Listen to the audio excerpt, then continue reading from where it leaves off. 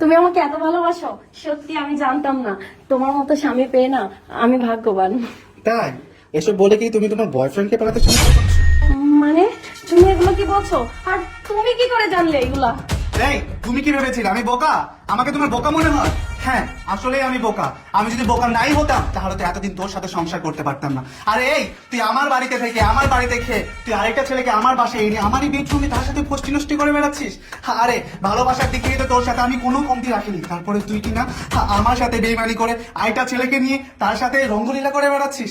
হায় রে, মানুষকে আর কিভাবে বিশ্বাস করবো? আমি তোকে বিশ্বাস করে আমি ঠকে গেছি। দেখো, তুমি অনেকক্ষণ ধরে আমাকে অনেক কথা শোনাচ্ছ, কিন্তু তুমি একটা কথা জানো না যে আমি মনিরকে অনেক আগে থেকে ভালোবাসতাম। আমাদের মধ্যে অনেক দিনের সম্পর্ক ছিল। বাবা মা তোমার সাথে আমাকে জোর করে বিয়ে দিয়েছে।